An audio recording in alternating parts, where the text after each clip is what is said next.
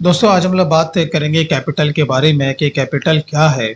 और जैसा कि हम सभी जानते हैं कि कैपिटल हमारा दो तरह का होता है, एक होता है वर्किंग कैपिटल और दूसरा होता है फिक्स्ड कैपिटल। लेकिन वर्किंग कैपिटल और फिक्स्ड कैपिटल में क्या डिफरेंसेस होता है और वर्किंग कैपिटल का होना किसी भी कंपनी के लिए कितना इम्पोर्टेंट है, ये आज हम लोग इस वीडियो में पूरा डिटेल में जाने वाले हैं। और इसके बारे में आज मैं आपको बिल्कुल ही सिंपल भाषा में बताने वाला हूँ। इसलिए दोस्तों पूरी जानकारी के लिए आप हमारे साथ एंड तक आप जरूर बने रहें। और अगर आप हमारे चैनल पे पहली बार आए तो प्लीज आप हमारे चैनल को सब्सक्राइब जरूर कर लें, क्योंकि मैं हमेशा इस तरह का वीडियोस लेकर के आता रहता हूँ। तो चलिए दोस्तों आज का वीडियो हम लोग शुरू करते हैं। तो इसे हम लोग कुछ इस तरीके से समझते हैं कि कोई मिस्टर ए है और वो एक किसी कंपनी को इस्टेब्लिश करना चाहते हैं, चाहे वो कंपनी हो या कोई स्मॉल बिजनेस हो या फिर किसी भी लेवल का फैक्ट्री हो। भाई साहब हम सभी जानते हैं कि केवल नारियल तोड़ लेने से या अगरबत्ती जलाने से कंपनी इस्टेब्लिश नहीं होती है। इसके लिए बहुत सारा पैसा, बहुत सारा बैंक बैलेंस, या फिर अगर खुद का अगर कंपनी डालना है तो उसके लिए लैंड बिल्डिंग प्लस उसका फर्नीचर भी इंक्लूड कर लिया जाए। और अगर मान के चलो कि अगर आप रेंट पे लेना चाहते हो तो यहाँ पे आपको लैंड बिल्डिंग की ज़रूरत नहीं पड़ सकती है। लेकिन आप जानते हैं कि बिना कैश के, बिना बैंक बैलेंस के आप किसी भी कंपनी को इस्टेब्लिश नहीं कर पाएंगे। और उसके साथ साथ ऑफ कोर्स जैसे कि आज की तारीख में आपको अगर कंपनी को स्मूथली रन करना है तो आपके पास लैपटॉप यानी कि कंप्यूटर का पूरा सेट एंड मोबाइल वगैरह भी होना बहुत ही ज़रूरी है। तो ये सब मैंडेटरी होता है किसी भी कंपनी को इस्टेब्लिश करने के लिए। तो इन सारे चीज को ये हम लोग कैपिटल कहते हैं कि कोई भी कंपनी का प्रोप्राइटर है जब वो कंपनी को इस्टेब्लिश करता है तो उसके लिए उसे बहुत सारे पैसे और बैंक बैलेंस, और जैसे कि मैंने एग्जांपल में आपको बताया, इसी को हम लोग बिजनेस का कैपिटल कहते हैं। यहाँ पे मैं मान लेता हूँ कि वही मिस्टर ए है जो कि यहाँ पर वो 5 लाख रुपया अपने बिजनेस में इन्वेस्ट करते हैं, राइट। अब वो क्या करते हैं कि वो इससे 5 लाख रुपए में से कंप्यूटर को परचेज करते हैं, फर्नीचर को परचेज करते हैं, और यहाँ पर मोबाइल सेट भी आपको दिख रहा होगा। वो सारे चीजों को यहाँ पे वो परचेज करते हैं। तो पहला जो कैपिटल होता है वो होता है वर्किंग कैपिटल और दूसरा होता है fixed capital, required for day to day routine expenses. क्योंकि फिक्स्ड कैपिटल में तो आपके जो पैसे होते हैं वो तो आपके फिक्स्ड नेचर में चले गए, लेकिन वर्किंग कैपिटल की जरूरत आपको day to day routine expenses को मेंटेन करने के लिए आपको जरूरत पड़ेगी। लाइक आपका ऑफिस एक्सपेंसेस का जैसे हो गया, ऑफिस रेंट हो गया, इलेक्ट्रिसिटी का चार्जेस हो गया, स्टाफ का सैलरी हो गया। और भी आपको पता है कि कंपनी या फैक्ट्री लेवल में छोटे छोटे आपके स्मॉल एक्सपेंसेस होते रहते हैं।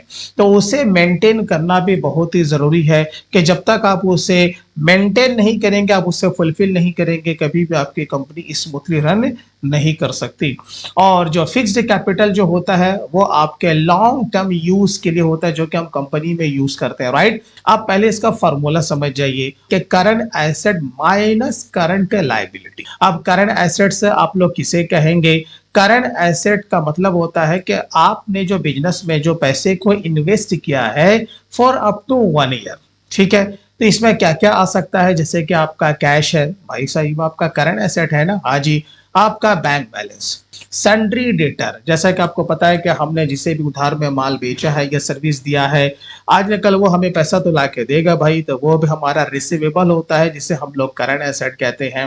प्रीपेड एक्सपेंसेस, या मेरा कोई सप्लायर है, हमने उसे प्रीपेड कर दिया है। अब कोई एक्सपेंसेस तो है लेकिन हमने उसे एडवांस में पैसा दिया है ना, तो वो मेरा प्रीपेड एक्सपेंसेस होता है, ये भी हमारा करंट एसेट है। एडवांस टू सप्लायर, मेरा कोई सप्लायर है, हमने माल को रिसीव करने से पहले से ही पैसा हमने उसे एडवांस कर दिया, प्लस इन्वेंटरी। ये जो सारे के सारे जो इन्वेस्टमेंट होते हैं ये अप टू 1 ईयर के लिए है, जिसे हम लोग करंट एसेट कहते हैं, राइट। और दूसरा आपका होता है करंट लायबिलिटी। और जो करंट लायबिलिटी होता है इसका माने होता है बिजनेस के ऊपर कर्जे का चढ़ जाना। यह भी आपका जो होता है फॉर अप टू 1 ईयर होता है। और करंट लायबिलिटी में आपका क्या क्या हो सकता है, कुछ एग्जांपल आपके यहाँ स्क्रीन के सामने। अकाउंट से पेबल, अब जैसे कि आपने अपने सप्लायर से माल परचेज किया, आप उस सप्लायर को पैसा दोगे ना। दूसरा है कि टैक्स एंड ईएमआई पेबल, अब आपके ऊपर जो भी टैक्स की लायबिलिटी बनेगी, चाहे वो जीएसटी का हो, चाहे वो इनकम टैक्स का हो, उसका भी आपको पेमेंट करना है। और अगर आपने सिक्योर्ड या अनसिक्योर्ड या किसी भी तरह का फाइनेंस आपने अपने कंपनी के ऊपर करा के रखा है, तो प्रिंसिपल प्लस उसका जो इंटरेस्ट है वो तो आपको देना ही है, इसलिए आपका इसमें ईएमआई भी पेबल हो गया, प्लस एडवांस फ्रॉम कस्टमर।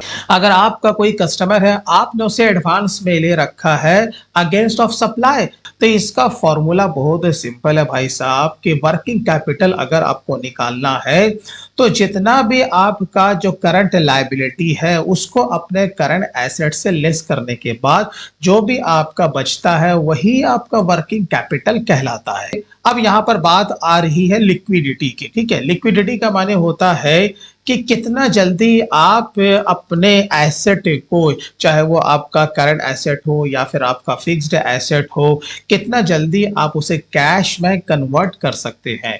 तो लिक्विडिटी को समझने के लिए हम इसे दो हिस्से में बांट देते हैं। जैसे कि एक होता आपका हाई लिक्विडिटी और दूसरा होता आपका लो लिक्विडिटी। अब यहाँ पे जो हाई लिक्विडिटी है, आप इसको इस तरीके से एग्जांपल से समझ सकते हैं, जैसे कि आपका डेटर्स है, इन्वेंट्रीज है, इन्वेस्टमेंट है, आप इसे बहुत ही कम समय में आप इसे कैश में कन्वर्ट कर सकते हैं। और बाकी जो मामला है लो लिक्विडिटी का, इसका ये माने होता है कि हम इसे बहुत ही कम समय में कैश में कन्वर्ट नहीं कर सकते। लाइक आपका जैसे कि बिल्डिंग है, फर्नीचर है, कंप्यूटर है, आप खुद देख लो ना प्रैक्टिकल वे में। अगर आपको लैंड या बिल्डिंग को सेल करना है तो काफी लंबा समय का अंतराल इसमें लग सकता है। उसी तरीके से फर्नीचर है, उसी तरीके से कंप्यूटर है। इसके लिए हम लोग एग्जांपल लेते हैं, मान के चलो कि एक कोई मैन्युफैक्चरिंग यूनिट है, रॉ मटेरियल को परचेज किया जाता है, स्टॉक मैनेजमेंट इन गोडाउन्स। अगर आप रॉ मटेरियल को परचेज करते हैं तो ऑफ कोर्स उसे स्टोरेज करने के लिए आपको गोडाउन को भी मेंटेन करने की आवश्यकता होती है। आपका माल तैयार हो गया, जिसे हम लोग फिनिश्ड गुड्स कहते हैं, रेडी फॉर सेल। ठीक है, अब जैसे कि आपने अपने कस्टमर को अपने माल सेल कर दिया। अब आपको पता है कि हर कस्टमर कैश में ट्रांजैक्शन नहीं करता है, मैक्सिमम जो सेल होता है भाई साहब वो उधारी में ही चलता है।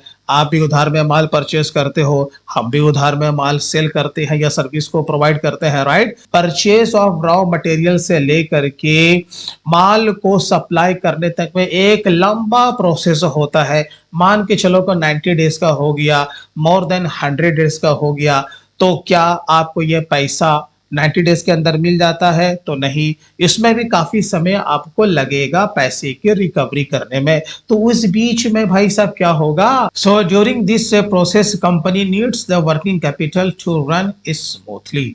सिंपल से यहाँ पे लॉजिक है कि जो भी हमने मटेरियल को परचेज किया है उसको तैयार करने में समय लग जाता है, माल भी सेल हो गया, लेकिन पैसे की जो रिकवरी है वो तुरंत नहीं हो पाती है। हमारा पैसा मार्केट में अभी फंसा हुआ है, लेकिन इस सारे प्रोसेस में एक तो टाइम भी लग गया, इससे बीच में कंपनी के डे टू डे के जो भी रूटीन एक्सपेंसेस है वो तो होंगे ही। तो इसे ही फुलफिल करने के लिए कंपनी को वर्किंग कैपिटल की जरूरत होती है कि बिना वर्किंग कैपिटल के आपकी कंपनी एक स्टेप भी आगे नहीं बढ़ सकती।